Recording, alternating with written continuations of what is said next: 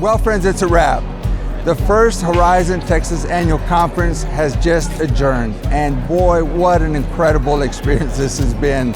I'm going to take a few days just to think about all that we got done, but the first thing, I want to thank Bishop D. Williamston for opening us up on that first night. This is our elephant, and she helped us remember that, we are in this together, right? We have all things in common because of what Christ has done for us with the death and resurrection. And then we had Todd Bolsinger, who taught us about canoeing the mountains and what does it mean to have tempered resilience, right? Just to go through the hard stuff and not give up and know that we're going to get through it, right, with God's help. And we're going to experience some turbulence along the way. But when we understand what leadership takes, adaptive leadership and transitional leadership takes, we can make the journey, right? And we have a lot of people that will join us in that journey. And so many pastors said this has been one of the best keynote speakers we've had at any annual conference. And so they were all taking copious notes. Okay? Also, we voted on the constitutional amendments.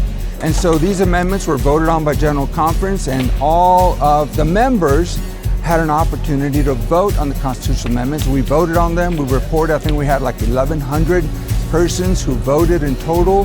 The final results will not be announced until the fall when the Council of Bishops meet.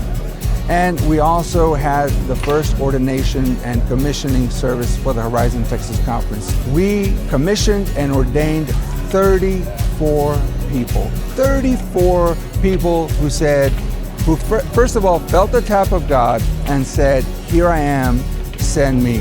And you know what? We're just getting started, because there's so many more that are preparing for ministry, friends, because we're going to need them, right? We're going to need them because we're going to multiply Jesus followers. We're going to champion children and youth. We're going to maximize Christ's care and healing. We're going to pursue and embrace diversity, and we're going to tell our story of God's redeeming love for us in Jesus Christ. So I think all of our videos are going to be on our website. You can go on and listen to Todd Bolsinger, listen to the sermons, see the 2-hour commissioning and ordination service. And so you might just want to skip over the sermon part. But anyway, and then follow some of the proceedings. It was a blast. People are excited, they're energized. We really are one with Christ, one with each other, and one in mission and ministry to the whole world until Christ returns in final victory and we feast at his heavenly banquet. And I'll really be hungry. Peace.